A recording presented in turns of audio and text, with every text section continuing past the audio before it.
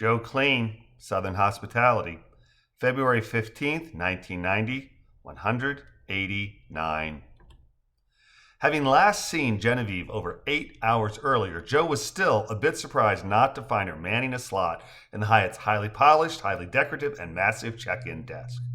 Guess it only makes sense for Genevieve to be off work if we were here at 9:30, huh?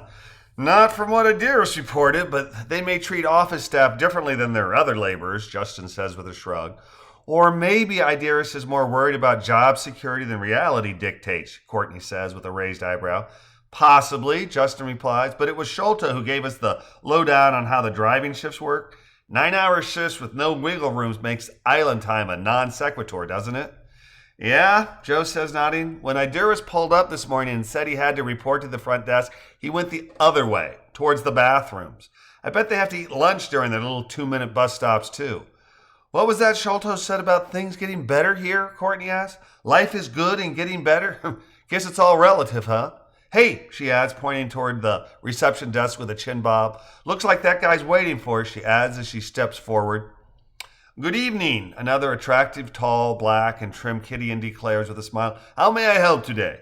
Looking from his face to his name tag and back to his face, Courtney says, Good evening, Cyril. My name is Courtney, and this is Justin and Joe. I really don't think you need to do anything for us. We just wanted to tell you how much we enjoyed your Ring Road bus service, especially our morning driver. He was very courteous and informative.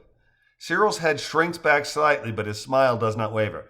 Ah, how nice of you to say so. Was there anything in particular the driver did that we should reinforce?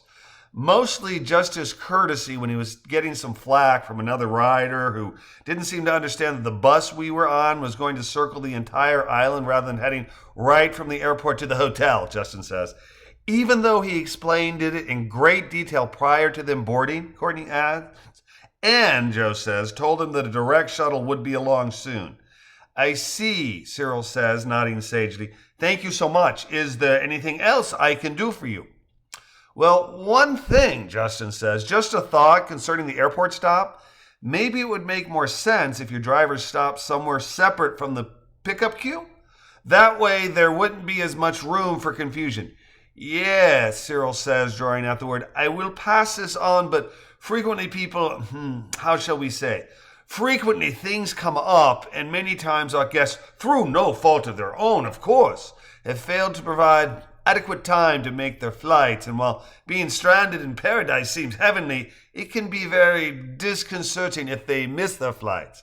Right, Joe says, nodding. Happened to me recently, and it was disconcerting, but we're not suggesting that your Ring Road drivers don't drop off at the airport, just that they don't pick up.